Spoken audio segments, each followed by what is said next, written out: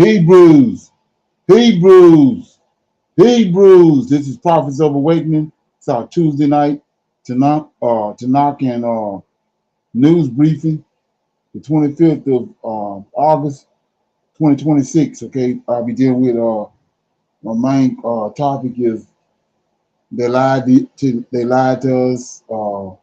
Biblical Edom was in Africa, so we're gonna look at that, check it out. I thought it was pretty interesting.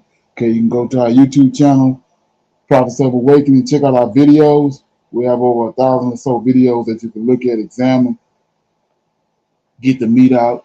These videos lead you to the truth of the Holy Scriptures. And if you like what you're hearing and receiving, I'm asking you to like, share, and subscribe to the channel.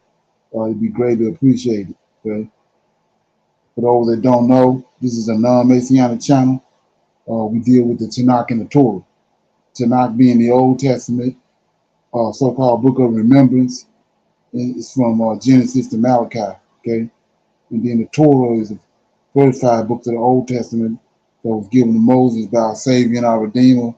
And it's our way of life, our culture, as Hebrew Israelites. Okay.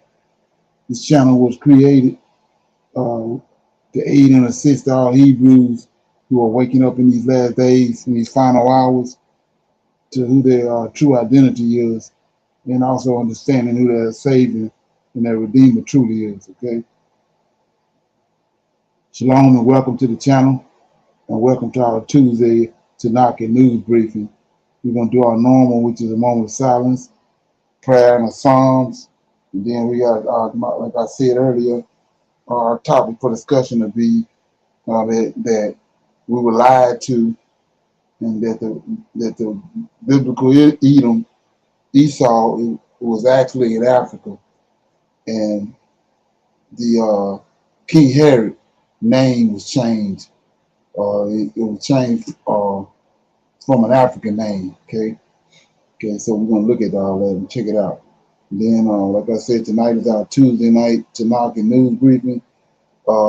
Purpose of this briefing is to combine current events, Tanakh, and the end times to give the people that are waking up and the ones that are interested a better understanding of what's going on. Okay. And then we'll pick a scripture at the end, break that scripture down, and then we'll send out the link, and then we'll open it up for Q&A. Anybody with any questions, any comments, dialogue, testimony, then we'll deal with that. Then we'll close out. Okay. And then like I got a little video I'm playing at the end. It's pertaining to it's a visual pertaining to what's going on in Israel. Okay. But in the meantime, this moment of silence is for the Lord of hosts and all that he's doing to bring about our prophesied deliverance in these last days. Oh Lord, we come before thee, bow down and honoring you, praising you and believing in you. And we thank you for your wisdom and your knowledge that you have poured out upon us. And through your prophets, you have revealed the times that we are as Jacob's children to endure. Keep us, O Lord, guide us and deliver us. We see you now within the Holy Scriptures, and we trust you, O Lord, with all our heart and our soul. Keep not thy silence, but shine forth on our enemies with thy great power and thy great glory. Peace be unto you. Okay, let me read the song right quick. Then we'll get into it. Okay. I'm gonna read Psalms 2. Okay, it's why do the heathen rage? And it says, why do the heathen rage and the people imagine a vain thing? The kings of the earth set themselves, and the rulers take counsel together against the Lord and against his anointed, saying, let us break their bands asunder and cast away their cords from us. He that sitteth in the heavens shall laugh. The Lord shall have them in derision. Then shall he speak unto to them in his wrath, and vex them in his sore displeasure.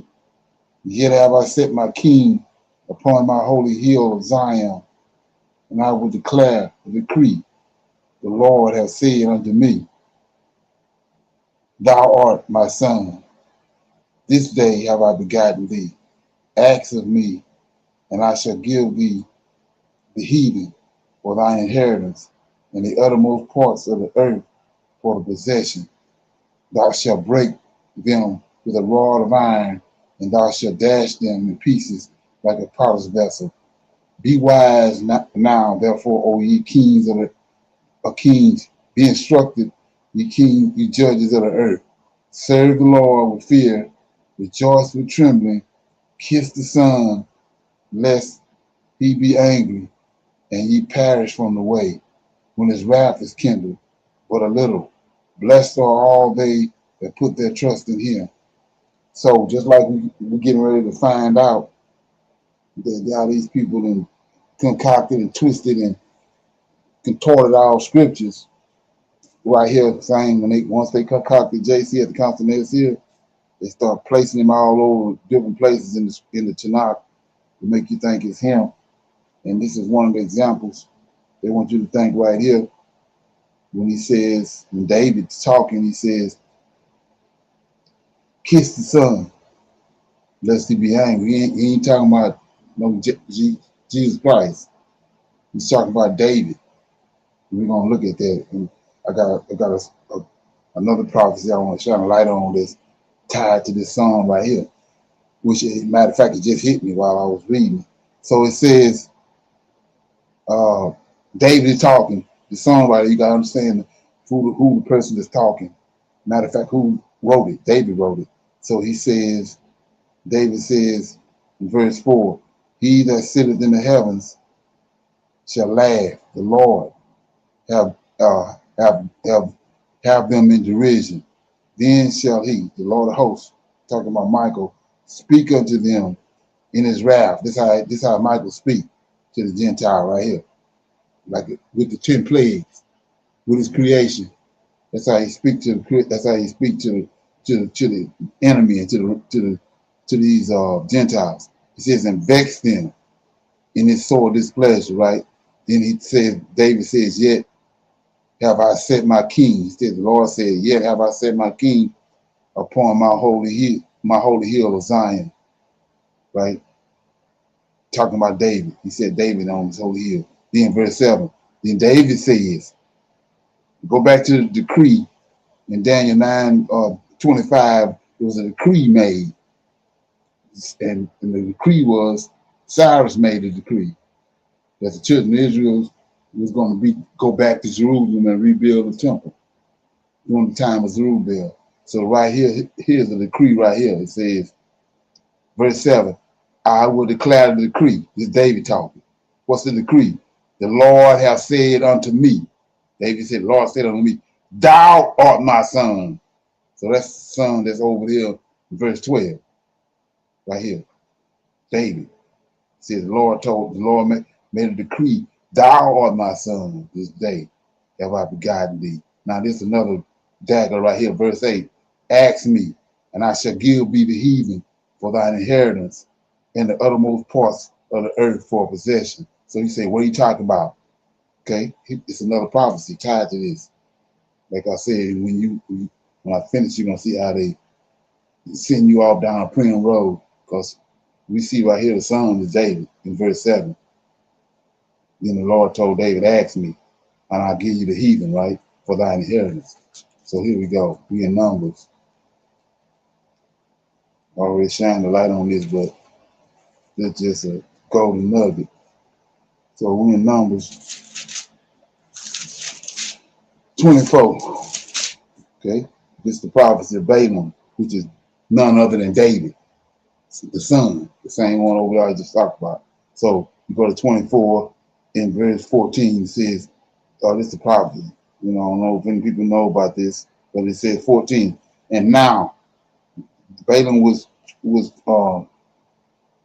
summoned by Balak to curse the Israelites back when they was coming out of Israel, coming out of Babylon, when they was coming out of Egypt, out of captivity. He wanted Balaam to curse the Israelites. But the Lord of hosts is standing there, right? And the Lord of hosts is controlling what Balaam say and what Balaam do. So verse 14 says, and now, behold, I will go unto my people. Come therefore, and I will advise thee what this people shall do to thy people in the latter days, right? And he took up the parable, right? Check out what happened. He took up the parable and said, Balaam, okay, the son of Peor have said, the man whose eyes were open have said. So now he in a trance. When you understand what's going on, now he in a the Lord of hosts took over and showing him. This is how the prophets get their vision. So he says his eyes is open. He has said, which heard the words of the Lord and knew the knowledge of the Most High, which saw in a vision, there go the vision, of the Almighty, falling into a trance. This happened every time. Nigga don't seem to know. Falling into a trance, but having his eyes open, right? Now here go to what he saw. I shall see him, but not now, right? I shall behold him, but not now. There shall come a star out of Jacob, and a scepter, king, shall arise out of Israel. Now here you go. And he shall smite the corners of Moab, destroy all the children of Seth. Edom shall be a possession. Seir also shall be a possession for his enemies, and Israel shall do valiantly. Out of Jacob shall come he. Okay, this the Messiah right here, David. Out of Jacob shall come he that shall have dominion, and shall destroy him that remaineth of the city. And when he looked on Amalek, he took up his parable and said, Amalek was the first of the nations, but his latter end shall be that he shall perish. So we see right here, Balak just told you, it's a man coming, he's gonna be king, and he gonna do all this stuff right here. He's gonna smite the corners of Moab, and all these is Israel enemies, heathens, right? The heathens. And Edom shall be a possession. He told you all that, right? And I showed you how that you go back over here, and this is what David said, verse 7. Psalm chapter 2, verse 7, it says, I will declare the decree. David declared the decree what the Lord told him. The Lord hath said unto me, thou art my son, David the son, you the son. This day I have begotten. Now here you go. Ask me, right? And I shall give thee the heathen. We just saw that. Okay? What Balaam said. I shall give thee the heathen for thy inheritance, and uttermost parts of the earth for possession. Now what are he gonna do? Thou shalt break them with a rod of iron. What I just read over here in Balaam in Numbers 24. He says, thou shalt break them with a rod of iron, thou shalt dash them in pieces like a potter's clay. Be wise now, therefore, O ye kings of the earth. See that? That's what Balak is, a king.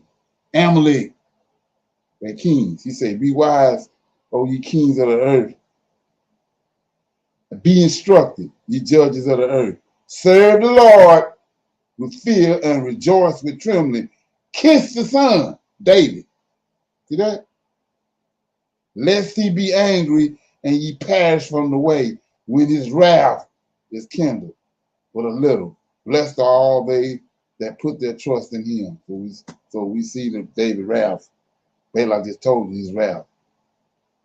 Verse 17 over in Numbers 24, he says, not Yahweh wrath, David wrath. I shall see him, but not now. I shall behold him, but not nay. There shall come a star out of Jacob, that's David, and a scepter. See that? King. Right? Not somebody with a toga on. He says a scepter shall rise out of Israel and shall smite the corners of Moab. See that? This wrath. Smite the corners of Moab. Destroy all the children of Seir. And Edom shall be a possession. Seir also be a possession for his enemies, and Israel shall do valiantly. See that? That's connecting Numbers 24, Balaam prophecy, which is talking about David way back here, and then we just saw what David told us when he came. David, the author of the Psalms, he just told you what the Lord told him. Told him, you the son. You the one I just begotten. When I sent Nathan, when I sent Samuel to go put all on you, this day I begotten you. Then this is what you're gonna do. Smite the corners of Moab. Subdue the children of Shia, right? Come on, don't get no plainer than that. Was there something? Right, Shalom, yes, sir. King David is the Messiah, not JC. Right, exactly. We see right there, just those two verses. You're not talking about no. They went back. I mean, like I say, you can get a baboon to do that. He went back and first they created this son of God, then went back in scriptures and took verses where it says son at, and then got, this who you think it is. But it ain't, we're in the very last days. And Most High said the rocks are gonna cry out. For he let the lie ride all the way out, he gonna make the rocks talk. And that's what we at. Okay. So with that being said, like I said, my topic for discussion is it's another lie right here. They lied to us about biblical Edom, which is Esau, which is Jacob's brother, was in Africa. So Jacob, Esau, we know now already. We're just waiting on it. The news to come that Israel, the nation of Israel, Jerusalem is in Africa. We just gotta wait on it. So if Africa was, if Jacob was in Africa, then Esau was in Africa. So the title of this is They Lied to Us. Biblical Edom was in Africa, and then it says King Herod name was changed. He had an African name, so to take it out for you not to recognize he got an African name, which is gonna place him in Africa. They took that name away and then and came up with another name and put him over there in Middle East, Levant. Okay, so let's look at it. We'll let it play, then we'll talk about it. Okay.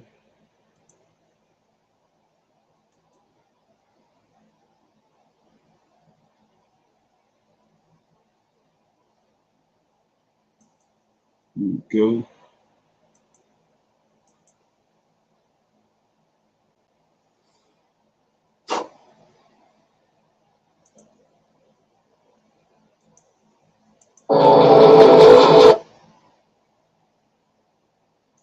Okay.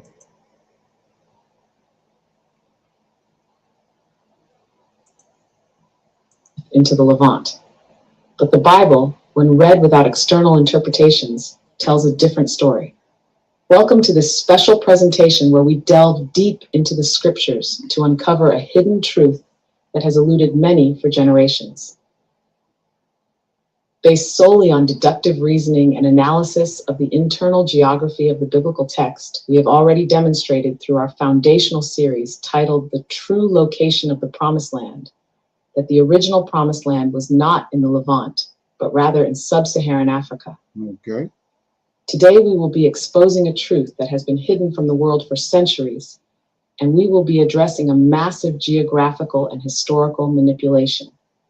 The title of the video is They Lied to You, Biblical Edom Was in Africa, and King Herod the Edomite's name was likely changed from a local African name to a Greco-Roman name, so imperial Western powers could relocate the Bible story to the Levant in the Middle East. So let's introduce today's topic.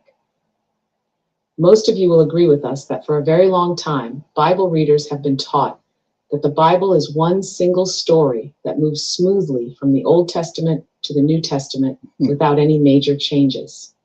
Okay. They have been told that the people in both parts of the Bible are the same people and that the places are the same places.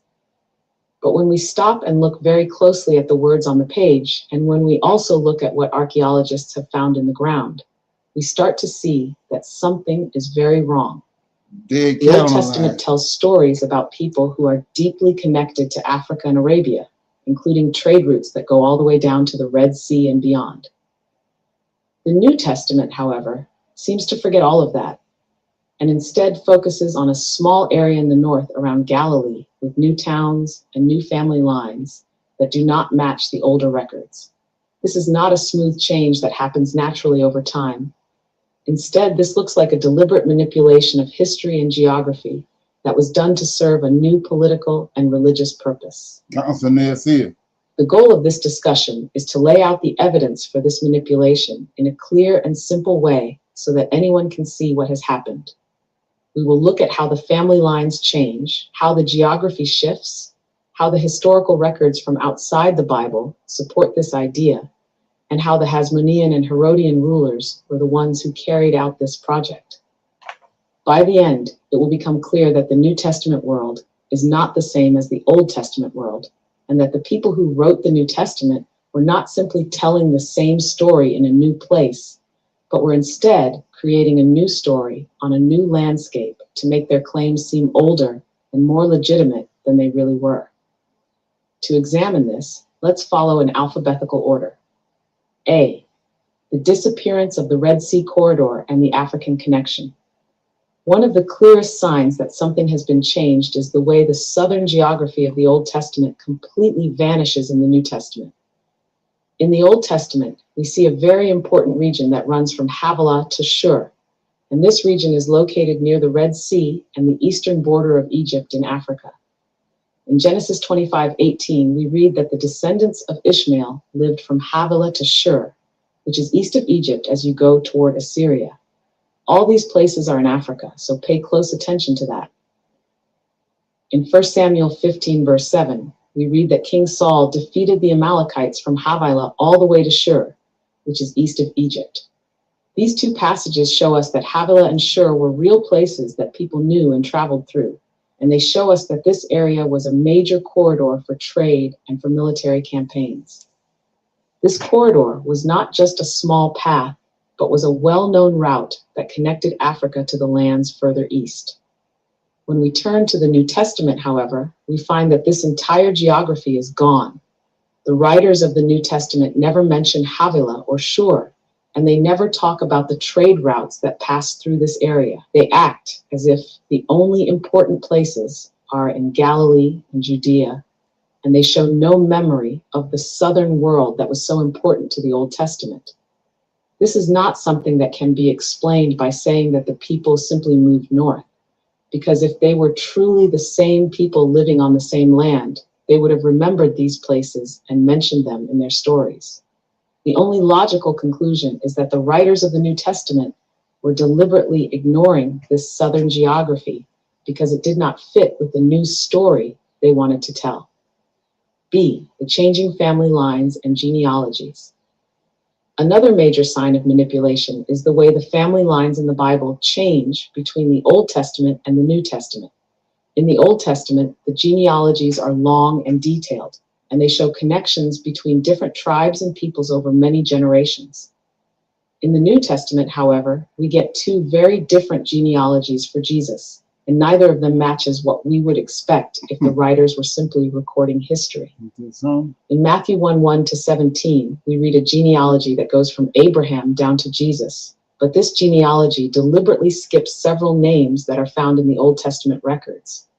For example, Matthew leaves out Ahaziah, Joash, and Amaziah, who are all mentioned in 1 Chronicles 3:11-12 as part of the royal line. This is not an accident or a simple mistake, because Matthew organizes his genealogy into 3 groups of 14 generations, and he has to leave out those names to make the numbers work out neatly. Exactly. Luke gives a completely different genealogy in Luke 3:23-38, and this genealogy traces Jesus back through a different line that does not match Matthew at all.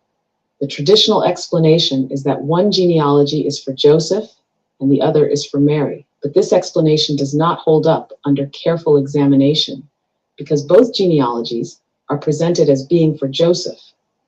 The real explanation is that these genealogies were constructed to make Jesus look like the fulfillment of Old Testament prophecies, even if that meant changing the historical record. This same kind of manipulation happens with the family line of other groups as well. For example, the Kenites and the Midianites are closely connected in the Old Testament, with Jethro being called a Midianite priest in Exodus 3:1, and his descendants being called Kenites in Judges 1:16. These groups are clearly linked to Africa, as we will see in the next section, but the New Testament ignores them completely because they do not fit with the new northern narrative.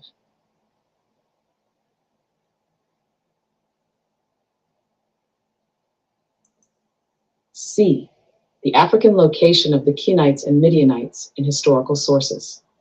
The evidence from outside the Bible confirms that the Kenites and Midianites were located in Africa, and this is another piece of the puzzle that the New Testament writers chose to ignore. The book of Jasher, which is an ancient text that is mentioned in Joshua 10 verse 13 and 2 Samuel 1 verse 18, tells us in Jasher 25 verse 9 that the children of Midian went to the east of the land of Cush and settled there, and that this is where they established the land of Midian. This is a very clear statement that places Midian in the region of Cush, which is a well-known African territory that is often associated with the area south of Egypt. Josephus, who was a Jewish historian who lived in the 1st century, also confirms this African location in his writings. In his Antiquities of the Jews, Josephus says that Abraham sent the children of his concubines to the country of the Troglodytes and to all the country of Arabia the Happy, and that these territories extend even to the Red Sea. He also mentions a tradition that one of these descendants, whose name was Aphor, led an army into Libya, and that the country was named Africa after him. This is powerful evidence that the ancient world understood the Kenites and Midianites to be African peoples, and it shows that the connection between the Israelites and Africa was well known in the time of Josephus. Despite this clear evidence, the New Testament completely ignores this African connection and presents the story as if it all happened in a small area around Galilee and Judea. This is not an honest mistake, but is instead a deliberate choice to hide the true origins of these people, the promised land and its true extent. When we understand that the Kenites and Midianites were located in Africa, we have to reconsider what the promised land actually was. In Genesis 15:18-21, God makes a covenant with Abraham and tells him that his descendants will inherit the land from the river of Egypt to the great river Frat. And this land includes the territory of the Kenites, the Kenizzites, and the Cadmonites. This is a very large territory that stretches from the Nile River in Egypt all the way to the Frat River in the same Nile Valley. The presence of the Kenites and Midianites in this list means that the promised land was not the small area around Judea and Galilee that we see in the Middle East, but was instead a massive territory in East Africa.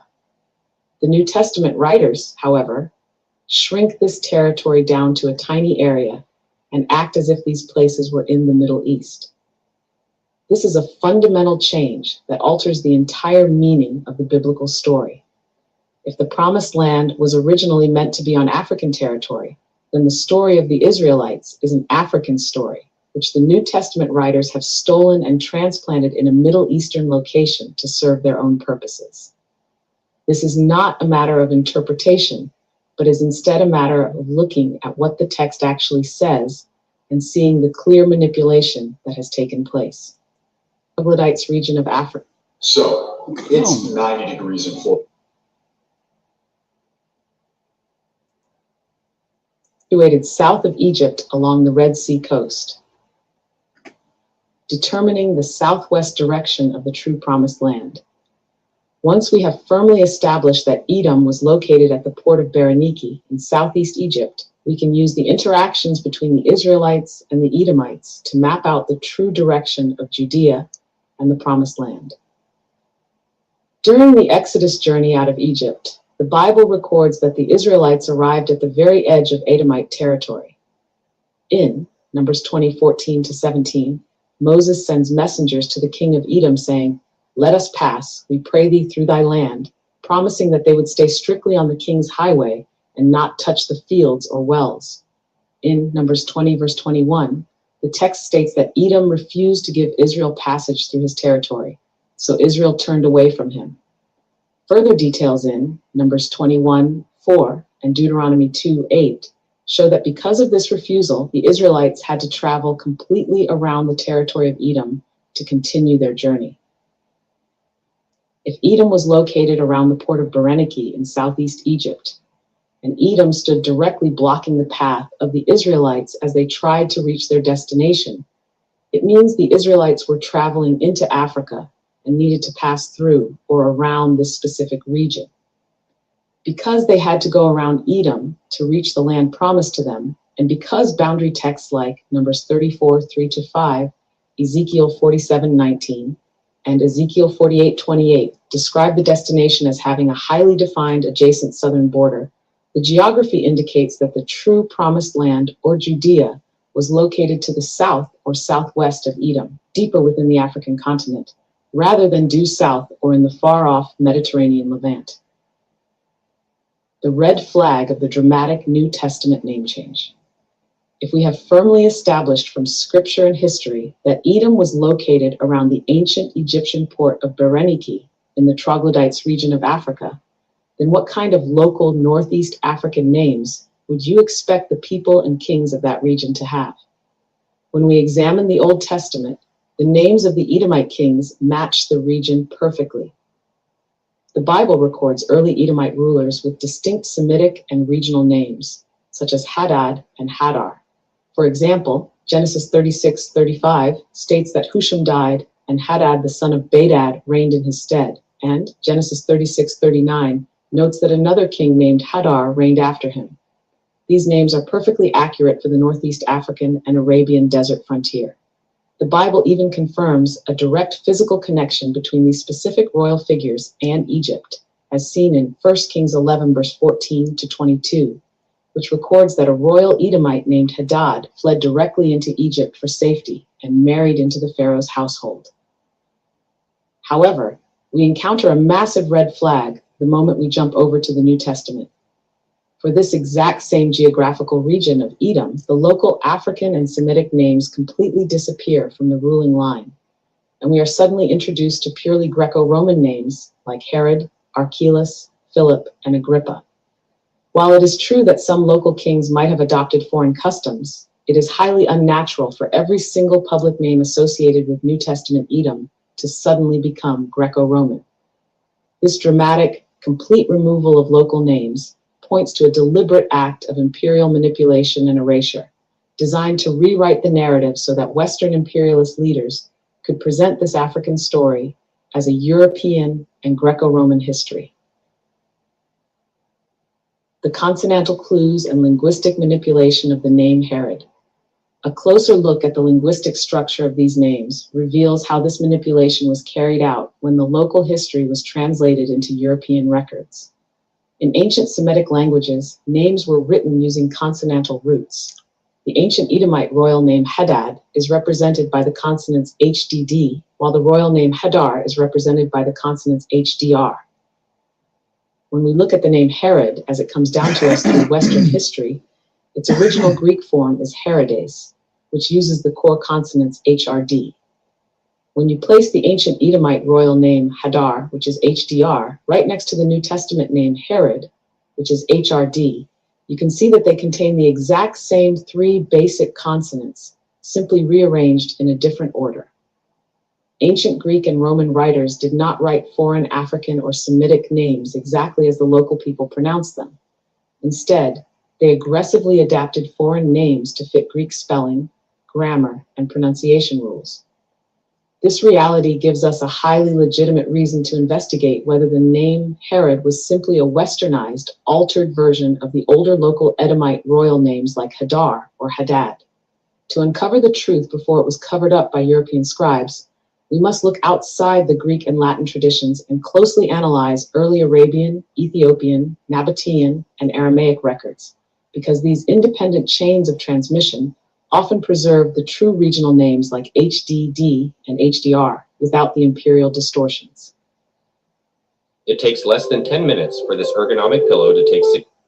Okay, you got anything so far? Shalom, brother Leonard. This all making sense. Okay. I'm gonna play a little more of it. I'll give everybody the name of this video again and the channel name. Realities and the hydrology of the true frontier. The physical descriptions of the landscape embedded in the oldest layers of the biblical text do not match a mild Mediterranean environment, but instead perfectly describe the extreme climate and topography of the troglodytes regions surrounding Berenike. This African desert frontier is a hyper-arid landscape characterized by intense heat and a total lack of water, which matches the description in Matthew 12, verse 43, where it says that when an unclean spirit goes out of a person, it passes through waterless places seeking rest. Furthermore, this specific region is famous for sudden catastrophic flash floods that occur when storms hit the upper mountains, sending violent torrents of water rushing down the dry valleys toward the Red Sea. This exact unique weather phenomenon is used as the central mechanic in the parable found in Matthew 7:27, which states that the rain fell, the floods came, and the winds blew and beat against that house, causing it to fall. These physical conditions cannot be easily faked or rewritten by later scribes because the basic action of the stories relies entirely on this specific African desert environment. The true material identity of the cave dwellers and mountain fortresses. The social and living conditions described in the text point directly to the indigenous populations of the Eastern African desert, whom ancient Greek and Roman geographers like Pliny the Elder and Strabo explicitly called troglodytes, a word that literally means cave dwellers. These ancient historians recorded that the native people of this region lived in natural rock hollows, mountain cliffs, and caves rather than built cities, which provides an exact ethnographic match for the encounter recorded in Mark 5, verse 2-5, where a man with an unclean spirit lived among the tombs and in the mountains, howling and cutting himself with stones.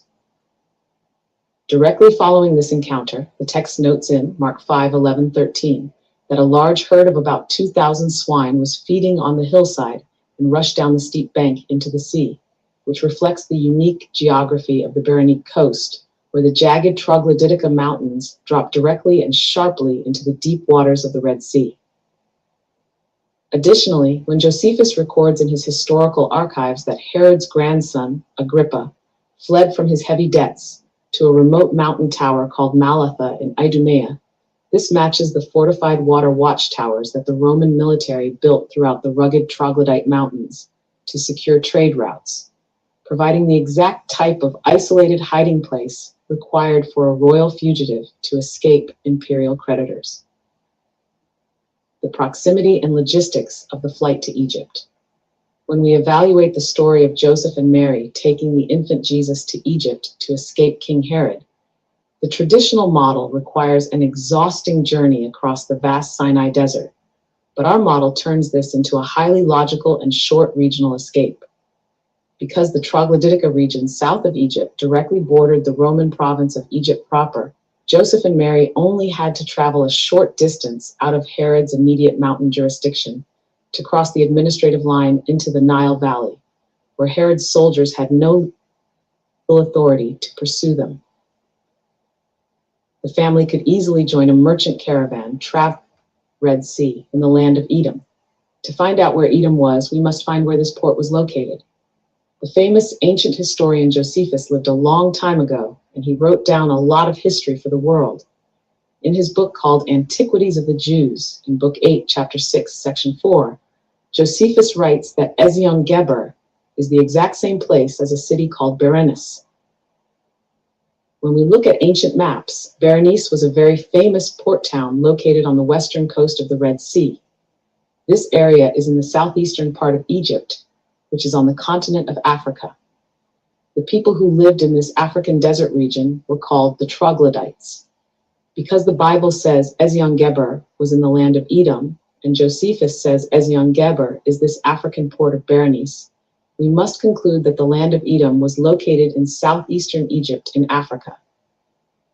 The names of the ancient Edomite kings, the names of the leaders of Edom in the Old Testament match the names of the people who lived in this African region.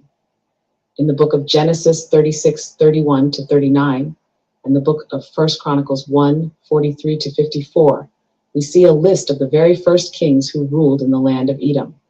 These names are very different from normal Hebrew names. One king is named Husham of the Temanites, and his name connects to the deep southlands near the Red Sea.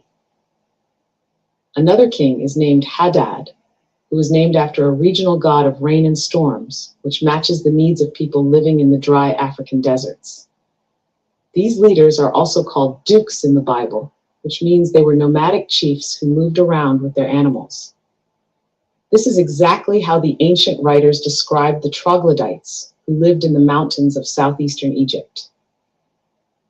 This is the fact. Okay, so that was the name of this video is They Lied to You. Biblical Edom was in Africa, and King Herod's name was likely an African name. And then the channel is Africa was the original promised land. So if you want to check that out, you know, it's got some overwhelming information in it. You got anything else on that? Shalom, brother Leonard. If could I, where is it at? In these two verses which she had mentioned in Genesis 36, sir, and Right. where is it at? And these are the kings that reigned in the land of Edom before there reigned any king over the children of Israel.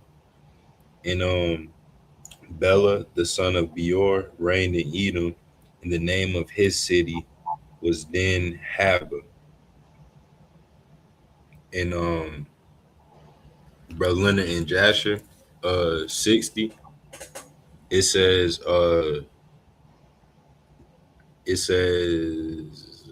that? In when the year came around, being the 72nd year from the Israelites going down to Egypt after the death of Joseph, Zepho, the son of Eliphaz, the son of Esau, fled from Egypt, he and his men, and they went away, and he came to Africa, which is Dinhaba, to Angeas, king of Africa.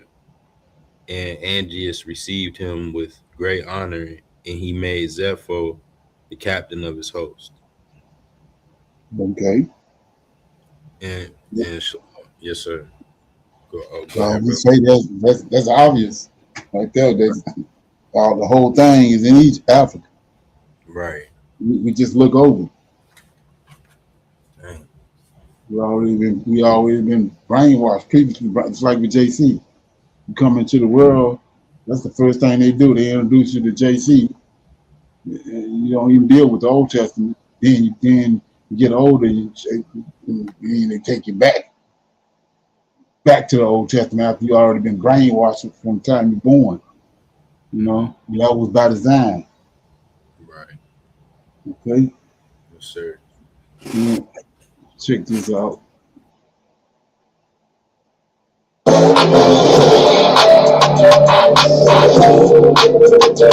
At one point, Gary, Indiana was a booming, thriving city. When the jobs went, things fell down. And Gary, Indiana, right now, these residents are screaming at the rooftops because of a storm that came through. They have been without power for over a week. The kids have not been in school for about a week. And they're sitting around wondering, like, who is going to come and fix this?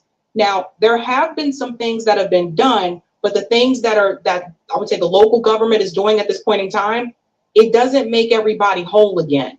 It doesn't fix the situation. It's just like I said, we were talking about Asheville, North Carolina. Like, I had a classmate that lived in Asheville, North Carolina. When that hurricane came through, they lost everything. And it's like, you have to start all over again. So let's hear what the residents in Gary, Indiana are saying so that you can understand what is going on. There needs to be a federal emergency declared. But listen to this. I've been out of power since Tuesday of last week, and I'm still sitting in the dark. I got my grandmother with me, so we have to go out, get our phone charged, get food. We have to throw away the food, trees in the lawn. Communities of color are left behind and always feel like they're the last to get turned on or the last to get rescued in these situations. It's not okay for us to continually be in survival mode. We need to have a light at the end of the tunnel. It's been pretty rough. Well, more than a week and a half after devastating storms swept through Indiana, killing at least 7 people, thousands are still without power. Utility crews working around the clock, but the thousands of lingering outages remain concentrated in the northwestern part of the state. And ground zero of the outages is centered in Michael Jackson's hometown of Gary, Indiana. Utility company NIPSCO says some 40,000 in the region could remain in the dark until sometime next week. So again, we're starting to see remnants of what we saw before, right? Like with Katrina, with Asheville, North Carolina.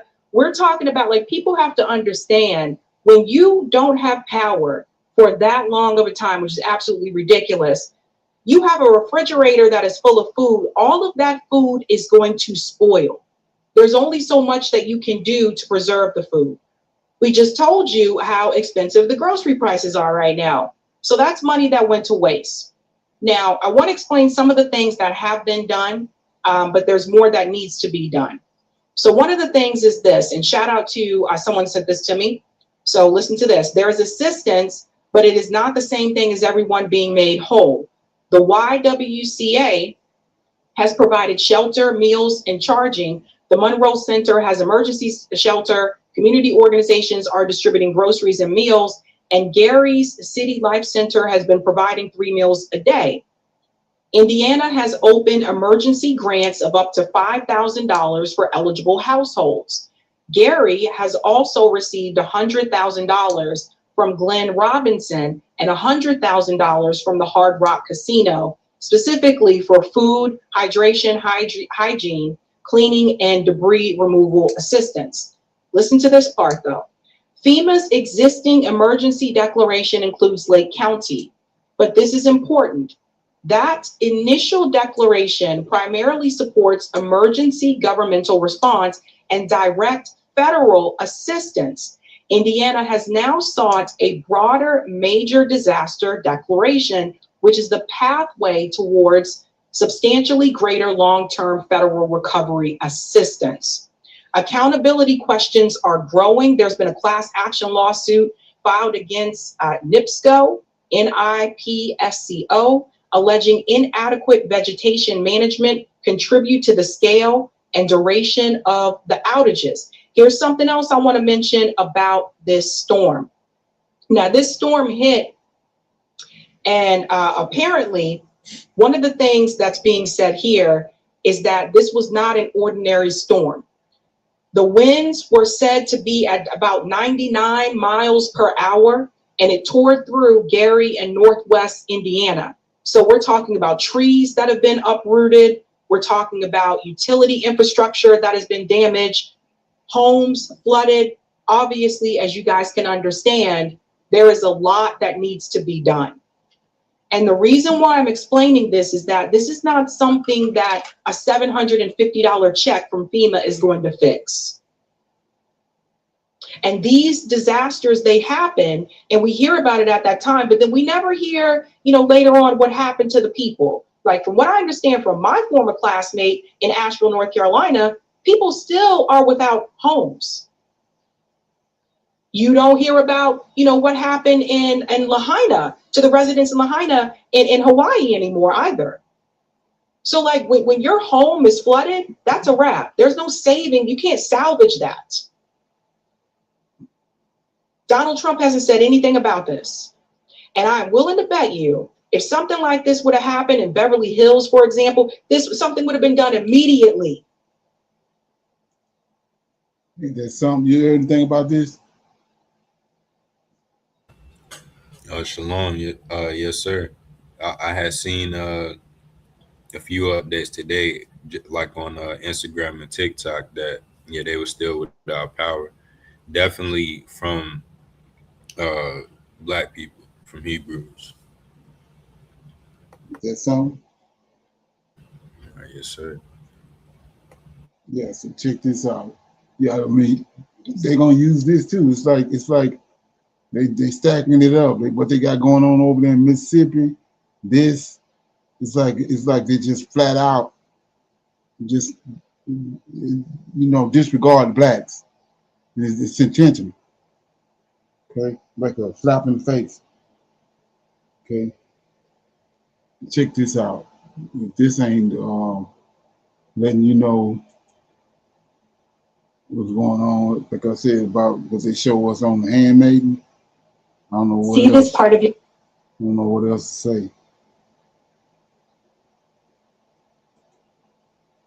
The United States and Canada are at it again. Only this time, it could be much worse for us here inside the United States. Even Canadian officials are saying they may actually block electricity from entering into the Canada and America, they're at odds. United States, which would actually hurt millions of people in the Northeast. Now, I'm going to get to all this in just a moment, but what you need to understand today is that things are getting worse at a time where we are hoping things will get better. Look at this. It says, live update. President Trump threatens a 50% tariff on more Canadian goods as rift with Ottawa deepens. This is extremely troubling because not only is this going to increase prices for things like cars, steel, dairy, and other things like that, we're also going to see Canada retaliate. I want to play something for you. Look at this right here. These economic tensions are escalating at a time when inflation is already elevated and gas prices remain high. A trade war with Canada was not expected, but its prime minister walked away from negotiations in a last-minute move, claiming the U.S. was demanding too much. Okay, so they walked away because the United States was demanding too much. Get this. According to reports, they are saying that President Trump is trying to go above and beyond. And the reason for this is because we have a midterm election in just a matter of months. Okay? This is going to be critical. This midterm election will dictate whether or not President Trump sees any other agenda completed. Okay? His priority list could be killed as a result of this upcoming midterm election. Because here's the thing. If Republicans do not win more seats in the House and the Senate, or Democrats take control of one of the two houses, that's going to be disaster for President Trump. I want to show you something, though. Look at this right here. It says President Trump says U.S. will hike Canada auto tariffs to 50% as trade war escalates. Okay. It says Donald Trump said the U.S. will raise tariffs on imports of cars, trucks, and auto parts from Canada to 50% on January 1st, 2027. So at least we have some time to try to negotiate this, but at the same time, Canada says that no, President Trump, he's asking for too much and they're unwilling to negotiate. Okay, I want to play something else for you though. Listen to this. This is from Canada. Canada will match Washington's new tariffs dollar for dollar in order to protect Canadian workers, farmers, families, and businesses. Our response will be concentrated in sectors such as steel, dairy, appliances, agricultural equipment, pulp and paper, electronics. This is a focused response to protect and defend our industries and allow them to compete with U.S. products in the Canadian market. In the coming days, we'll release details of these new tariff measures which will come into force the Tuesday after Labor Day.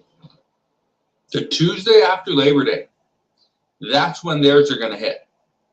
Do you think President Trump is going to just sit back and let this happen? You think President Trump is going to allow Canada to increase our duties, yet we're going to sit back and wait? No, it's not going to happen. This was announced. That's in September, right? Labor Day? Yes, sir. I believe so. Is that something? What you think? What you think about this? Well, This how the handmaiden come on, ain't it? right. Yes, sir. hmm Thank you. Then how you Crazy, man. said September 11th coming up Oh yeah. around there too. Check this out. Okay. About the Trump regime is that they will do something incredibly shocking and disturbing and grotesque and scary. And people will realize that, they'll acknowledge that, they'll react to that. There'll be, a week or two of like endless coverage of the insanity, whether it be Doge, for example, and them cutting pediatric cancer research and Meals on Wheels and, firing government workers. I mean, remember all that chaos and how horrible that was? Or whether it's the story of the mass murder of fishermen in the Caribbean and the Pacific, or whether it's the threats against Cuba or Mexico or Greenland. And, something crazy will happen. We'll all talk about it and cover it, right? And then, the talk will die down. But the thing will keep happening, right? And that's what's still going on with ICE. So ICE, I mean, they literally were on a terrorist crime spree going across this nation and assaulting innocent people, throwing them in concentration camps, sending them to El Salvador, sending them to countries that they've never fucking been before. Just insane stuff. And now, people barely mention it. And this is what Trump has done. He's broken our ability to follow things in real time. He's broken our outrage meter and our perception of what's happening. And so I got to give you these updates because these are just, I mean, it never stopped. It never stopped. The ICE terror spree literally never stopped, and the stories are absolutely atrocious. So look at this one. U.S. Customs says it has the authority to search the electronic devices of anyone entering or leaving the U.S., regardless of citizenship, to enforce laws addressing whatever. Deleting the data means up to 5 years in jail. Jesus Christ. Jesus Christ. This is like the definition of no longer a free country, right? I mean, let's just talk about citizens for a second here. If you're an American citizen and you travel abroad and you come back, they're saying they have the right to go through all of your private stuff. They have the right to look through your text messages and shit and look through your emails and are you fucking kidding me? How the fuck? That's so illegal and unconstitutional. It's hard to even vocalize just how despicable this is. I mean, that's insane. Never mind the fact that it would also be fucked up if you were going after immigrants in the same fashion. That is crazy. Okay, but this is what Trump has done. He has slowly but surely destroyed the U.S. Constitution, destroyed due process, made it so you destroyed habeas corpus, made it so you have no right to privacy, made it so you have no protection from unreasonable search and seizure. They destroyed the warrant system, for example, to go after immigrants, and now it ends with this. And then never mind the flock cameras that are being put up everywhere. But let me So like I said, all you have to do is go back and look at the handmaid. This is word for word, man. It's crazy, bro. Check it out. I'll put a little more.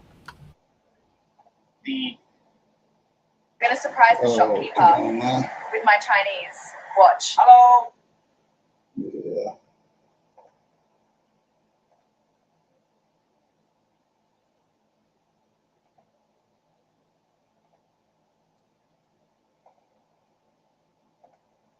Okay.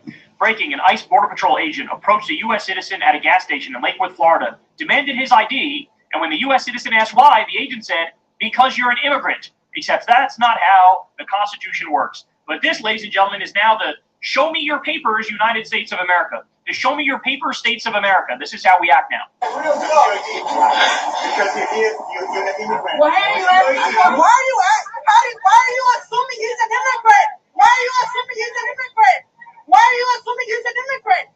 You're racially profiling. Why are you arresting him?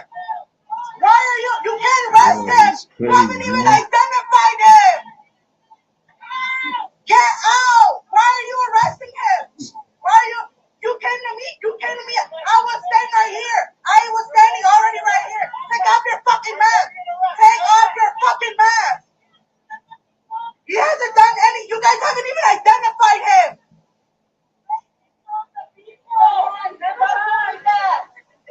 It is a huge lawsuit when he comes out. And what the number says, you guys just racially profiled him. You guys just racially profiled him. You think something? You got anything on that? In Shalom, Berlin, where was that right there? Florida. Yeah, that another thing show that we the curse is not over. Stuff like this, still happening daily. Right. And notice how, like the guy was just saying, the shit's still going on, but they didn't took it out the news. You know, we first, all you can hear every day was ICE. Now you ain't talking about it, but they still doing the same shit. Right. Yeah, hold on. Oh my God. Let's not forget this. Oh yeah, let me get this. It's the main driver of the global economy. It basically sold oil really cheaply for US dollars and recycled it back into the US economy. So if the GCC were to be removed from the global economy, this would have tremendous consequences for everyone. So they say that in a month or two, the world will run out of strategic fuel reserves. And this is going to run a lot of airplanes. The bigger issue is that the Triple Hormuz provides the world with 1/3 of its fertilizer. And right now it's growing season around the world. So it's very possible that in 5 months, 6 months time, we see widespread famine all around the world, especially in Africa. So the geopolitical consequences of what's happening in the Triple Hormuz, it cannot be overstated. And unfortunately, the world is not at all prepared for the radical economic geopolitical consequences of what's happening right now. So right now, Iran has exerted control and sovereignty over the Triple Hormuz. It's collecting tolls de facto, and no matter what, they won't give it up because they can use the Triple Hormuz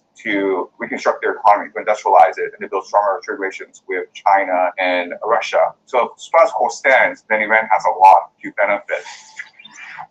The United States has imposed naval blockade, basically trying to embargo chaos within America and outside the world so that people will accept a ground invasion of Iran. So I think what's happening is that the Trump administration, they are intent on continuing this war, but they're just waiting for the economic pain to spread across the world so that the entire world begs America to end the Iran issue once and for all. And the world knows that there's no way that America surrenders. So the only option is to support America in its invasion. And already we're seeing NATO considering sending forces to the Triple Hormuz. So there's a large American grand strategy behind all this. So for the longest time in a unipolar world, America guaranteed peace and safety for everyone.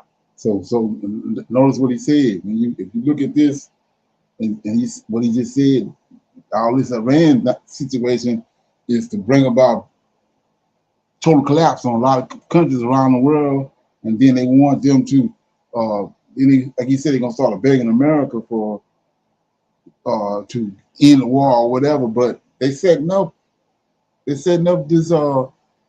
temple, man. When you start looking at it, by the time I finish, you'll see what I'm saying. They setting all this up. You thinking that all this stuff is not related to each other, but it's all related. It's all related. Check this out. And then you got to look at the stuff that they bring, the stuff like I was just saying. All of a sudden, nothing is, you're not talking about ICE no more. All of a sudden now it's all about what's going on over in Israel and about Netanyahu and all that because they set the stage for when they bust out with this temple. You'll see what I'm saying in a minute. You got anything on that? Shalom, Berlin. I didn't think about that. I haven't been hearing about ICE, and I haven't. Yeah, that was all over the news, right? And then, like I said, look how much money they got from the Pentagon. So it ain't like it went away. It actually intensified. They got the money. You know what I'm saying? But they took it out the news, just like this. What's going on in Gary, Indiana? They took it out the news. A lot of this stuff, the only reason we dealing with it because it's on YouTube. Right. Okay. Sure. Yeah, so check this out. Like I was saying, they're setting it up for this temple. This is just one example. Something just happened in Jerusalem that sounds almost unbelievable. A modern council of rabbis has issued a formal ruling directed towards Get this. This is big. No, nobody, they Heaven looking crazy. itself. But it's big. And what they're asking for connects directly with the coming Messiah that they believe is coming. The rebuilding of the temple, the return of the prophecy, and potentially even the role of one of the most powerful political leaders in the world. So let's look at this. Let's look at this right quick. So let's go back to the story of Joseph. When the Pharaoh had a dream, Joseph said, listen, 7 days of good gonna happen, plenty, and then 7 years of famine. Shut the whole world. This is what they're doing. They setting up for famine so they can usher in Israel, make it look like Yahweh. Now, and right here it's talking about the Sanhedrin, which don't have shit to do with Israel, us as a people. That's all concocted from the New Testament. So now they got you thinking that this Sanhedrin council is connected to heaven, so they petition in heaven. So it's gonna happen. It's gonna happen. Like I said, so what you think they're gonna do? People gonna do when they see that?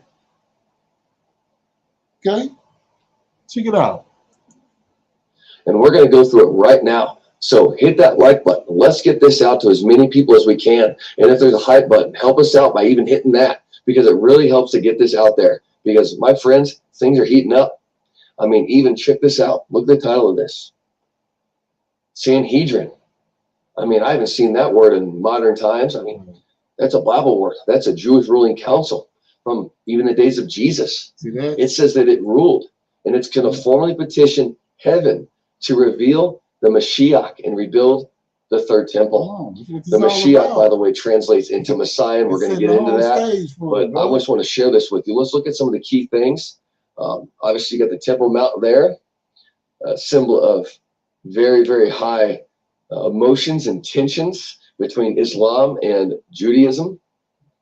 It says that the Knesset Sanhedrin issued a formal ruling this week asking the Holy One, blessed be he, to remove hostile forces from the Jewish people and the land of Israel, reveal the Mashiach, also Messiah, and rebuild the Holy Temple, and to restore prophecy to Israel. The written ruling dating restore prophecy to Israel. Okay. It's 6 Menachem Av 5786, which is actually July 20th, 2026, follows a session that the court's members described as several hours long, in which 2 of the judges argued against moving forward before ultimately joining the majority. So I'm going to go down here. It's the Sanhedrin is a rabbinical court. It's a binding ruling. Matters concerning the fate of the Jewish people, a court above is bound to follow the ruling of a court below. So a court above is bound to follow a court below. That's a big deal. What are you talking about? Heaven above, and the Sanhedrin connected to heaven. Come on, man. But check this out. We're going somewhere with this. Check this out. Your workout shirt should stop flowing after you wash it. Right? But often, my active. So ain't nothing else you should be dealing with, worried about, because it's hammer time. Check it out. Come on, man. You're the biggest bluffer at the table. They're not going to swerve. They're going to make you swerve. And if we don't swerve, then we do a head-on collision. We are launching an economic onslaught against Iran's financial. See what they're doing? They're bringing out total chaos. The biggest bluffer at the table. They're not going to swerve. They're going to make you swerve. And if we don't swerve, then we do a head-on collision. We are launching an economic onslaught against Iran's financial connections around the globe. Well, I don't think there's any questions that the president's running out of options here. Our objective is to sever every economic lifeline that sustains this tyrannical regime until Tehran stands alone. We're probably in for a continuing prolonged war in Iran. Not probably. The war is now officially indefinite. It is switched to economic chaos instead. All that is clear, guys. What might not be clear to you, as we're going to explain in this story, is they have figured out how they're going to do a new level of sanctions after having sanctioned Iran for 50 plus years. And that new level is disastrous. And the person who confessed that it was potentially disastrous is our Treasury Secretary, Scott Bessent. So we're going to tell you what they're planning and why it might lead to economic collapse and much higher interest rates for you on your credit cards, your mortgages, and everything else that affects you. So buckle up and brace for impact on this disaster. Anna has a story. Now, the real question is whether or not the Trump administration is actually going to go through with this. But if you're wondering what this is, let me give you the details. Because over the weekend, the Treasury Secretary wrote an op-ed for the Financial Times announcing this new suite of sanctions against Iran, and more importantly, countries that continue conducting trade or any type of business with Iran. So Bessent wrote in the piece that at dawn begins an economic D-Day, the single greatest financial offensive ever marshaled against an adversary. So sanctions, but honestly, what's different here? The regime's final refuge now lies in the self-deception of fearful nations that still believe accommodating aggression can secure a durable peace. Now, missing from that equation is China, which I don't think is motivated by fear. China is motivated by the need of energy, the need for oil. They actually use Iranian oil to make up 80 to 90% of their oil imports. So that's something to keep in mind. Now, as I give you more details, ask yourselves whether or not the United States, with its depleted arsenal of weaponry, is willing to engage in a potential war against China. So hold on that. So in other words, Bessent is now threatening countries that do trade with Iran. And he does continue in his piece with the following. Let's take a look at the next graphic, where he says that the alternative for those who tether themselves to Tehran is the foreclosure of any path to lasting prosperity. Any nation that serves as a financial artery of a withering regime should expect to share in its isolation. So then people don't need to buy treasuries anymore. That's part of the reason why our interest rate would go up. Yep. If people don't need to buy treasuries anymore, we're hurt, dog. Don't ask us if we're all right in a million different ways. Then we're in the open market for treasuries, and the rate could go soaring because they don't need to buy it anymore. And what happens when BRICS finds a system that goes around us, whether it's gold currency, or maybe they go, you know what? Who's the second largest economy in the world? China is. Why don't we use the Chinese currency? What is BRICS? It's Brazil, Russia, India, China, South Africa. By the way, tons of other countries too. Egypt, Saudi Arabia, United Arab Emirates, Iran. So these are some of the largest economies in the world. Combined together, they're larger than us. So if they go, oh, you want us to get off the dollar? No problem. Well, Iran's part of that group. So, so they're basically saying kick Iran out of BRICS. Otherwise, you won't be able to use the dollar anymore. And BRICS could easily say, don't threaten us with a good time. You want our currencies or our system to be the global reserve currency? That gives us so much more power than you. And so this is... So they're setting up starvation. When you look at it, that's what they're doing. So check this out. Remember what the guy just said, that Sanhedrin is heaven on earth, and the real council that's connected to the Sanhedrin is in heaven.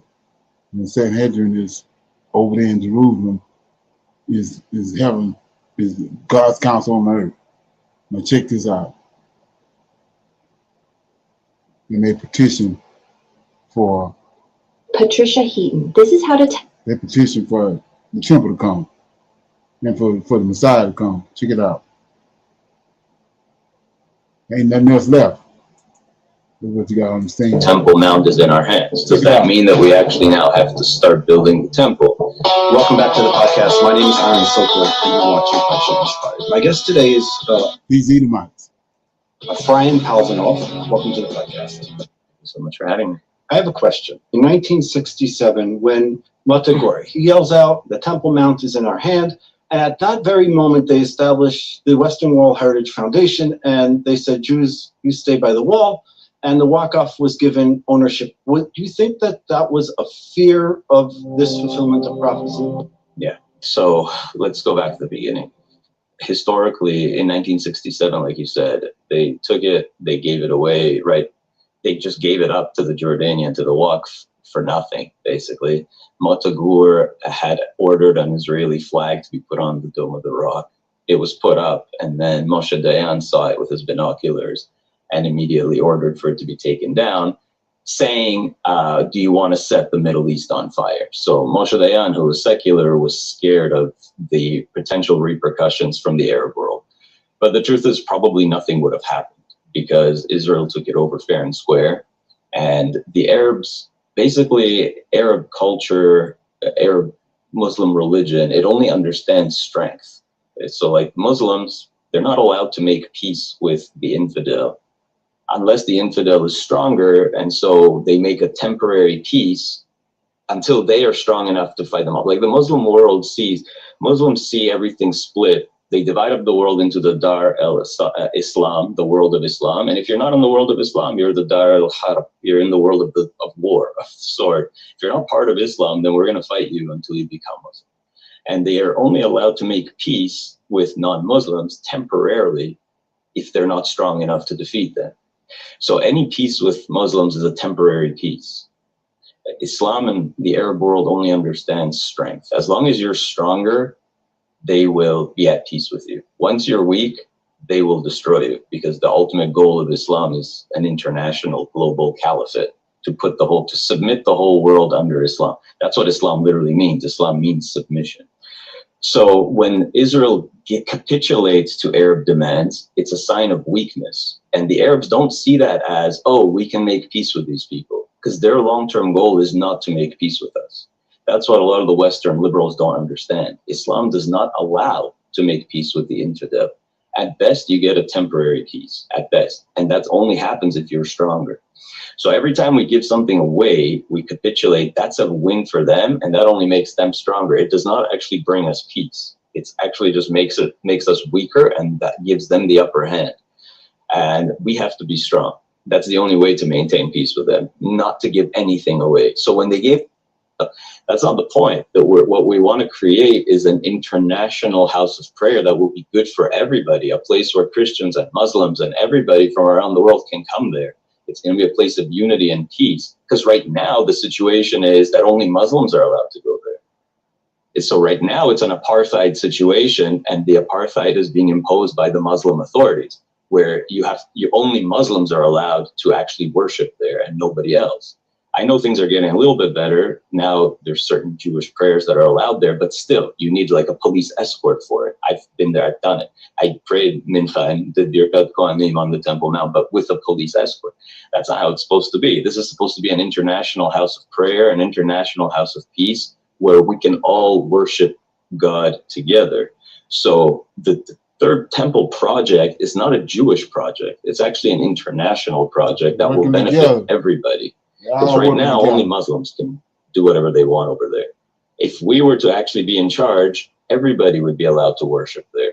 See what I mean? So it's beneficial for everybody, not just the Jews. It's important for the world, for the Jewish people to understand that, and for the world to understand that. Like Isaiah says, the Third Temple is a house of prayer for everybody. It's international. So today the Jews return and they left the abominations on God's holy place. Well, I mean, it was built by the Muslims, no question about that, but it's not a mosque. So some people misunderstand it. They think that Al-Aqsa Mosque is just next to it, right? Like kind of on the other end of the Temple Mount. Though the Dome of the Rock is not a mosque, and it was built to preserve the Temple of Solomon. I mean, they say there's an inscription inside that says it was specifically built over the site of the Temple of Solomon to preserve that place, because the Christians had previously used it, or the Byzantines had used it as like a dumping ground. It was like a garbage dump. And Nehemiah ben Hushiel in around 614 of the Common Era actually managed to expel the Byzantines, clear the Temple Mount, and that set the stage for the Muslims to conquer it a couple of decades later. And then they built the Dome of the Rock, partly to preserve the site of Solomon's temple. Although it had political overtones, because really it was a struggle among the Muslims, different dynasties, the Umayyads and others, whatever, that were fighting for control.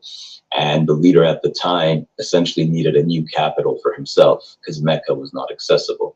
So he chose Jerusalem to be the new capital. That's when Muslims started talking about Jerusalem as Al-Aqsa and as a holy place. Until then, for sure, everybody understood that Al-Aqsa is not Jerusalem. It's somewhere in Saudi Arabia. And to this day, right? Exactly. And to this day, you have Muslim scholars who admit that Al-Aqsa is in what is today Saudi Arabia. It was only later that it was associated with Jerusalem for political reasons to justify creating a new capital in Jerusalem. But originally it was not holy to Muslims, and it was not identified as Al-Aqsa at all. Yeah, so that's a little bit of the history of the Dome of the Rock. It's interesting, I also spoke about, there is a prophecy in Daniel about a certain period of time. When the abomination is built on the Temple Mount, Daniel says there will be a certain amount of time, 1290 years, 1335 years, until the temple will be rebuilt. So if you look at when the Dome of the Rock was built around the year 690, again, question of when do you start counting from when it started to be built, from when it was finished. So if you add up the years, we get to like right now, where we are now. So that's one way of understanding Daniel's prophecy. Come on, man. So you see what they're doing? Right. Yeah, that's way off. Yeah, that's way off. It's all this already happened. Yeah. Right. So you got anything else on that? Like I said, we're going somewhere. I got a video. Like I said, pictures are worth 1,000 words. I'm just setting that up. We're gonna pick our scripture, and then we go into our Q&A, and then I'm gonna play my video I'm talking about to end the class. You got a scripture you want to break down? Shalom. Yes, sir. Brother Leonard, I'll go to Psalms 83, sir. And I'll read verses 3 to 7. And it says, they have taken crafty counsel against thy people and consulted against thy hidden ones. They have said, come and let us cut off them from being a nation, that the name of Israel may be no more in remembrance. For they have consulted together with one consent. They are confederate against the tabernacles of Edom and the Ishmaelites of Moab and the Hagarenes, Gabal and Ammon and Amalek. They have helping the children. Asher is also joined with them. They have helping the children of Lot. It's along Psalms 83, verses 3 through 7. Okay. So yeah, go ahead. Oh no, you go ahead, brother. No, I was just gonna say that's I'm gonna read it. Let me read it. What you just read, it just hit me. I just just made that connection that you go to Obadiah. What you just read, it talking about is Obadiah. It happened in Obadiah. Look at this. Let me read it right quick. Crazy, man. Okay. Let me get it.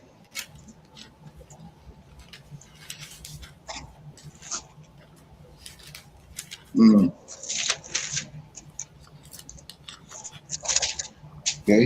I'm in verse 10. It's only one chapter. You there? Right, yes, sir. I'm bouncing off what we just read, what you just read. For the violence against thy brother Jacob, shame shall cover thee, and thou shalt be cut off forever. In the day that thou stoodest on the other side, using Psalm 83, right? Right, yes, sir. So in the day that thou stoodest on the other side, in the day that strangers carried away captive his forces, foreigners entered into the gates of Jerusalem, right? And cast lots upon Jerusalem, even thou was one of them. Talking about Edom. But thou should have not have looked on the day of thy brother in the day that he became a stranger, neither should thou have rejoiced over the children of Judah in the day of their destruction, neither should thou have spoken proudly in the day of their distress. Thou should have not, here you go, thou should have not have entered into the gates of my people in the day of their calamity. Yea, thou should not have looked on their affliction in the day of their calamity, nor have laid hands on their substance in the day of their calamity. Neither should thou have cut them off. Ain't that what you just read? Right. Neither should thou have stood in the crosshairs to cut off those that did escape. Neither should thou have delivered up those of his that did remain in there, so they cut them off from being a nation. Right here. See that? Right. And then you say, what are you talking about? Well, let's go to Psalms 83. Get it right quick. Psalms 83. Like I say, the prophets ain't playing. It's just that they got us on some other bullshit timeline that we ain't thinking like Hebrew. So we in Psalms 83. Look at this. Okay, right here. I'm in Psalms 83. I'll read the whole thing. It says, keep not thy silence, O God, hold not thy peace. Be not still, O God, for lo, thine enemies make a tumult. They that hate thee have lifted up the head. Right? This is during the time when the nation of Israel was no longer in existence. They pushed it on. They cut them off from being a nation. It says, for lo, thy enemies make a tumult. They that hate thee have lifted up the head. They have taken crafty counsel. That's what we're looking at, against thy people, and have consulted against thy hidden ones. They have said, come, let us cut them off. We just saw that in Obadiah, from being a nation. But the name of Israel may no longer be in remembrance, for they have consulted together with one consent. They are confederate against them. So look, they made sure, they tell you who they are. Tabernacle of Edom, the Ishmaelites, the Moab, see that? The Hagarenes, Kibal, Ammon, Amalek, Philistines, there they go right there. Right there in our face. Ain't that something? Right, yes, sir. Who is it in let me go back right quick. Who is it he's telling you over in Obadiah? He said right here, we go Obadiah right quick.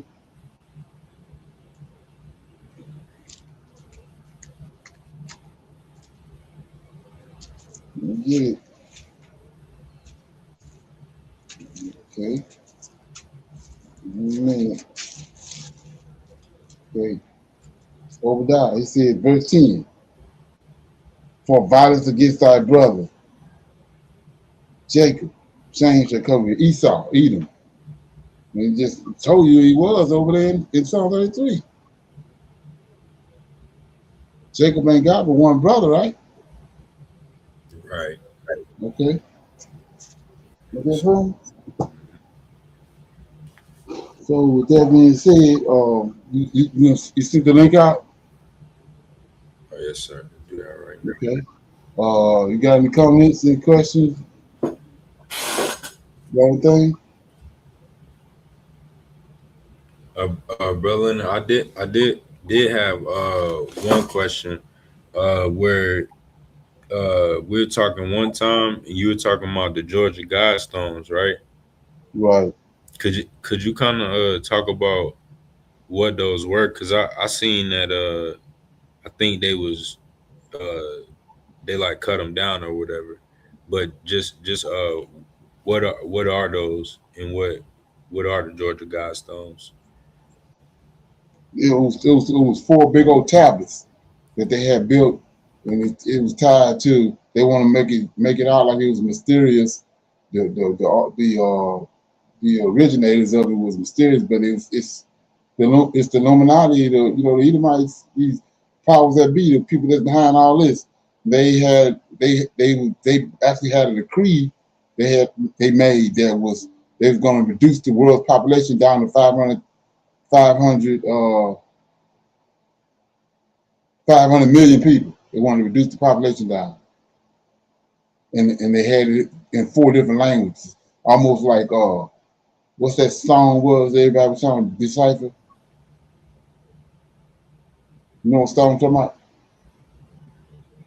It had hieroglyphics on it, and it had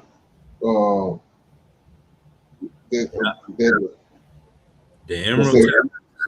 No, it's another stone. It'll come to me in a minute. But this Georgia Guidestones had 4 big tablets. And they had 4 different. It was written in 4 different languages. But the core of it was to cutting the population. They want to reduce the population down to 500 million, the whole world. These people believe that so many people on the earth, so many useless eaters. Same way, the same mindset with Hitler, trying to reduce the world down to a certain race of people. And then you come to find out it's all tied to Project 2025, tied to these Zionists, it's tied to Christian nationalists. Everything you see, they're happening. But the point is this, right when they had different little like I was saying, they got codes and shit they telling you in movies, but all those little codes is just for a certain group of people that understand when they see it. Unless you've been dealing with it on your own, and the Most High been dealing with you on it, you catch a lot of it, but they already know certain things in there that it signals for them. So right when the jab came, is when that went down. Right before the jab, all of a sudden the judge's Guidestones went down. It was completed, or getting ready. They in the process. It's starting. So all of a sudden they tore the whole thing down. So yeah, that's my interpretation of it. And then I'm looking for information gonna come out on that too, because it ain't, it's something else going on with it. It's just the way that how everybody had zeroed in on that, and everybody was talking about it, and then all of a sudden they tore it down.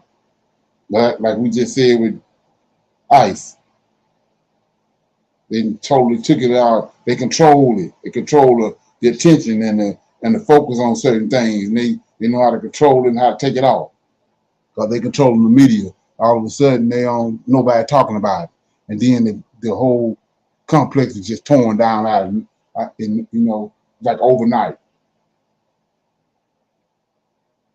So it was some kind of satanic ritual that went on with that.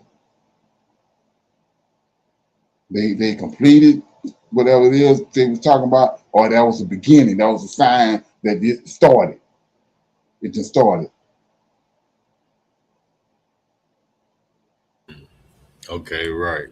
I can see that definitely. And that's yes, sir. If they, Brother Leonard, if they say it's what 8 billion or whatever, however many, down to 500 million, like that's a very big reduction of people. Right. And it's some serious, like they talk about, a perfect storm got to happen in order to reduce the population down that much, and that's what we're looking at. Perfect storm being set up. Okay. Wow. Okay. Is that so? Sure. I don't say that gotta line up with Judaica with the Pax Judaica. Right. Yes, sir. Oh yes, yeah. Sir. Exactly.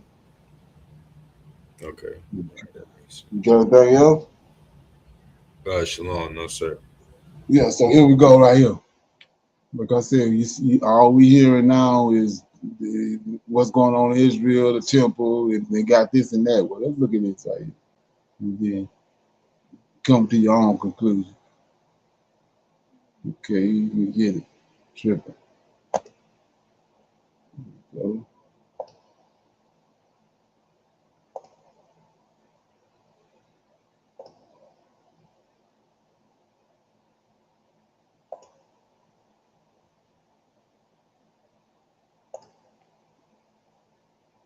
Jerusalem. Israel is building something huge in Jerusalem right now, and they've already started the construction. Now, we've just gotten this new update from a woman who lives in Jerusalem. This right here is her Instagram account. She made a new update about Jerusalem, and now it seems like Israel is moving forward into preparing for the third Solomon temple. And now they've already started a few construction. This one is a video. You don't think that the third temple is from the woman built or is already built right now? I have some news for you. There is already the infrastructure in place to support a very rapid prefab, and they're already putting everything in place right now. Check this out. I live in Jerusalem, and I'm going to show you right now that it is happening.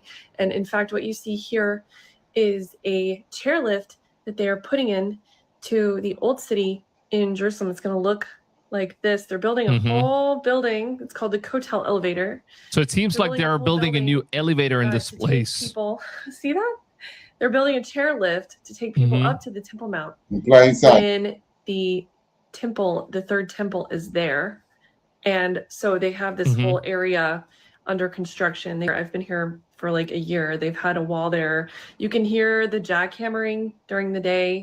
They're ready right here, and then we also have this development. They made road signs that say Harvet Hashem, which means the house of God. Like they're directing people to the third temple. And if you also look at the symbol right here, the logo that they made, it looks exactly like the third Solomon temple that they're going to be building. And if you don't know, they already have like a full blueprint of what the third Solomon temple is going to look like according to the scriptures, which I will show you guys in just a bit. Like they've already got the signs up. You can see like the Jerusalem sign above it, and then that L above that. Like, so this is on the road. I think this is the road to the Dead Sea. So they're already putting all this stuff in place. There's already Jews going up to the Temple Mount and praying, and this has become like a regular thing. Wow. And there's also like an institute where it's right across from the chairlift I just showed you, where they have all the stuff for the temple already, like that goes inside the temple that they use to perform all the rituals from Leviticus. So if you guys want, I can do a video. I actually just went there not that long ago, and I can post a video on that. Except Jesus, because he's coming back, and he is. It definitely does look like it's in this temple. They're preparing for the second coming. So it seems like a few days ago, the Jews were like gathered together in the Temple Mount, and you obviously know that they're not allowed to do their prayers in the Al-Aqsa Mosque. So they have this treaty that's been going on for like many hundreds of years now, ever since the Muslims and the Jews have like new rule where the Jews were not allowed to pray in the Al-Aqsa Mosque and whatnot. The same woman updated that there is also something crazy going on. This brilliant pillow keeps your airways open even if you've struggled with sleep apnea for years. It's basically medical-grade airway support that perfectly aligns.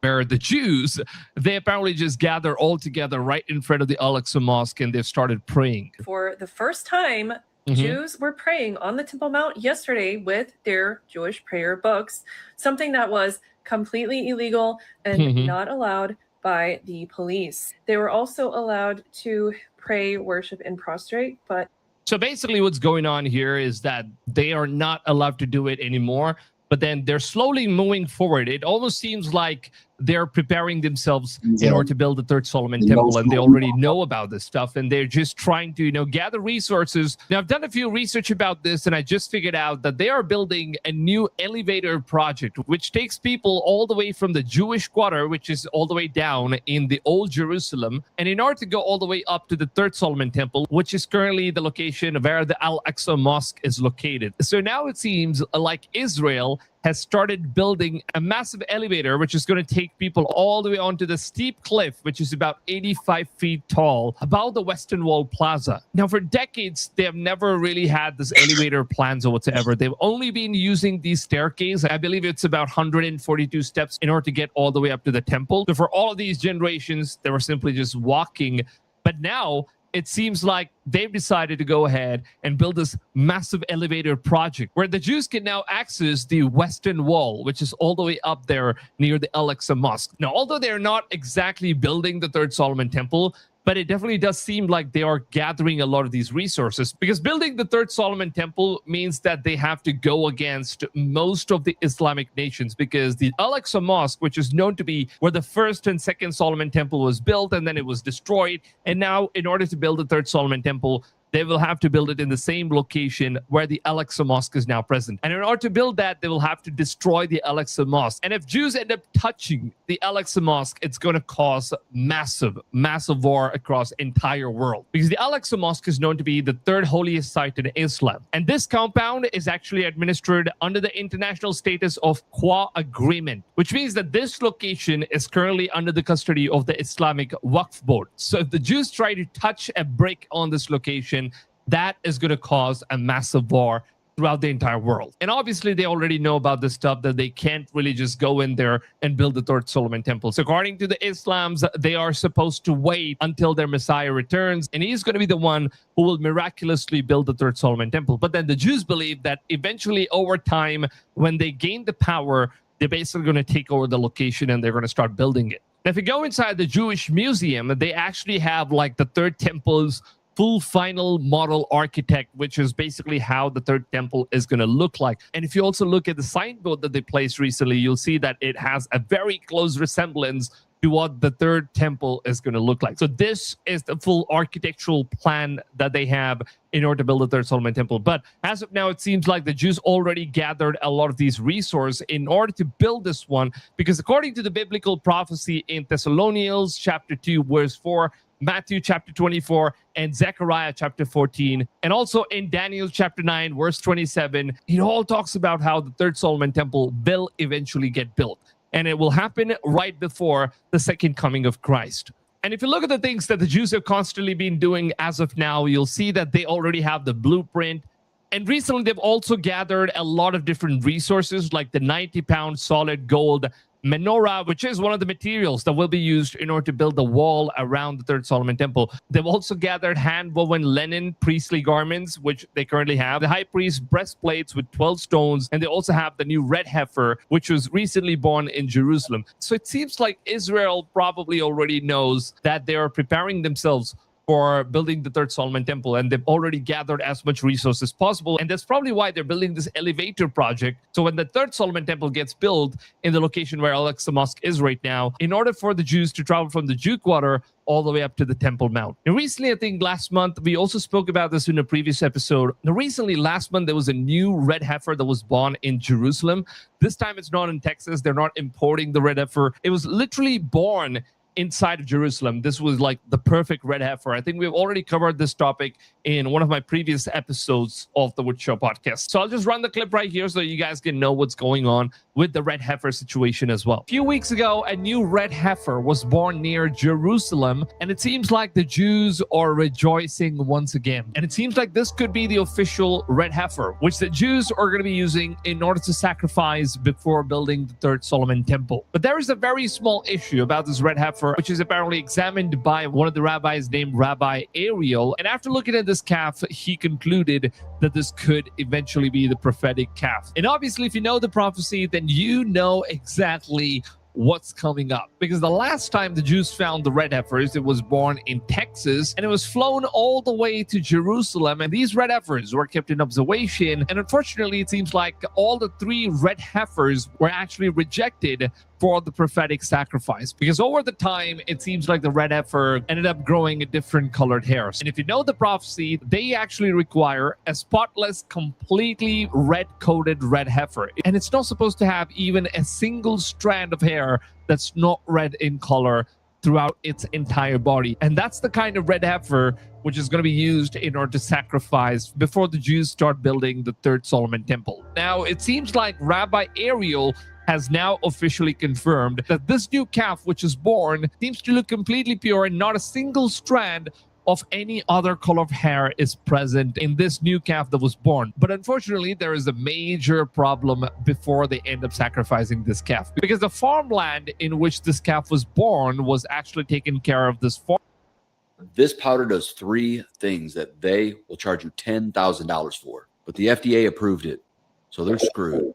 Farmer who was not aware that this new calf which was born could end up being the prophetic calves. So he ended up piercing the calf's ears with one of those tags which they use in the farms. And that is one of the biggest problems that has arisen right now for the Jews, because the prophecy states very clearly that the calf that they're going to be sacrificing is not supposed to have even a single spot on its entire body. So the Jewish community arrived and they are now taking care of the calf. They ended up removing the tag in its ear, and they've been letting the calf's ears heal over time. And surprisingly, a lot of these rabbis have now stated that the piercing in the calf's ear is actually getting healed, and some people are stating that it's healing unusually faster than what they've expected. So now the head of the rabbis in Jerusalem have given about 8 months of time for this red heifer to be completely healed from that puncture wound that's in its ears. And also they're going to be watching the calf to see whether or not, if during this 8 months, it could probably develop a different color of coating over time. Because now, since it's a very small calf, we never know. Maybe as it's growing over time, it could possibly end up having different colored hair. So they're just going to keep it in observation, and they're going to try to see if anything changes at all. And if this turns out to be the perfect red heifer that they're looking for, maybe the prophecies are happening much faster than what we've expected before. Because in the Bible, in the Torah, all the scriptures, it actually mentions that be the official prophecy that's coming true. Now that you've seen the red heifer situation and what's going on with Jerusalem, the elevator project, and all the resources that they've gathered, what do you guys think? I honestly think that it is finally time. We're getting so close to the end times, and it seems like they are getting desperate in order for their Messiah to come back again. So which obviously means that if this temple gets built according to the prophet,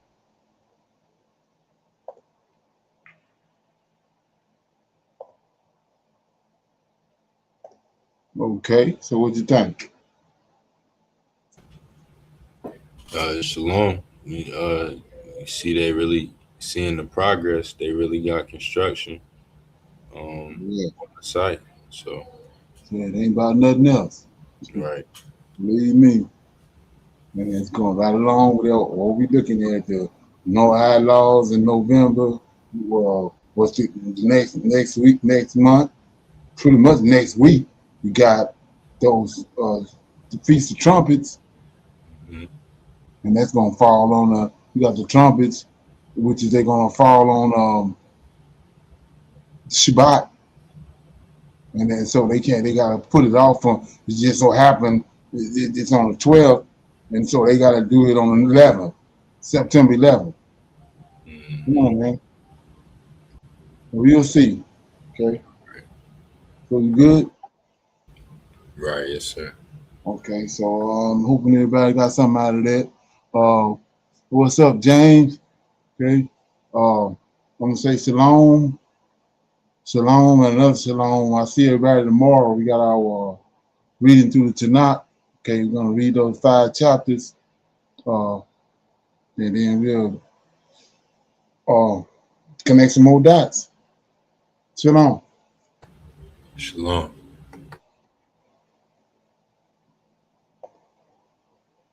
I highly recommend that you get this book and you read it, because it's a must that you understand who God head is in the order that's in the Old Testament in Tanak, because it's not the same as in the New Testament. And when you read this and you get an understanding, then the scriptures open up, and then you begin to understand. So I highly recommend that you get this book. It's the Elohim of Israel, and it's a breakdown on the word Elohim and who the God of Israel is, and the Godhead.